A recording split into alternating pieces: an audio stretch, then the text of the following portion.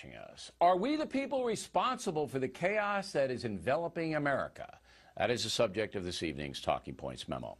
The folks are indeed responsible for the government they get. Germans could have thrown Hitler out. They did not.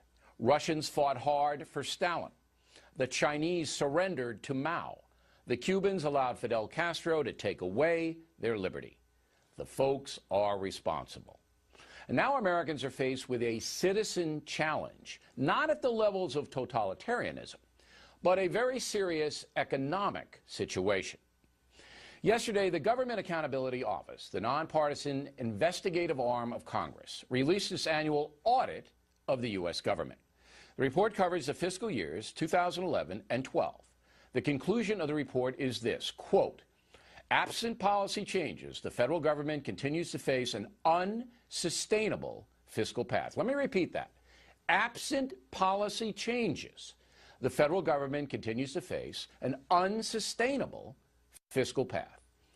If the feds do not stop the wild spending and do not reform Medicare and Social Security, the U.S. dollar will collapse. That means that all of our savings, all of our investments, our homes, and everything else will blow up before our eyes. Now, chances are you will not hear about the GAO's report today, except on this program. The liberal media will not tell you what is going on. The reason? President Obama does not want to cut federal spending or reform entitlements. That is crystal clear. And the media loves President Obama. So the folks be damned. This is like telling people standing on a beach, hey, a tsunami's coming, and if you don't move, you're going to be killed. But the beach folks say, I like it here. I'm not moving. And then eventually the wave sweeps them away. That's exactly what's happening now. We're living in a country that's polarized. We're also living in a country that is becoming addicted to machines, the internet. We discussed that last night. Many American citizens, perhaps most, are now too lazy to pay attention to their country. They're selfish, caught up in individual pursuits.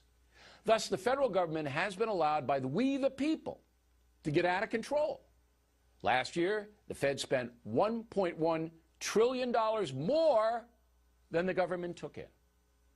That is grossly irresponsible. The debt now approaching $17 trillion.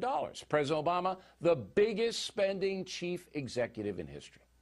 So, I have to play Paul Revere here. I have to continue to tell you the truth.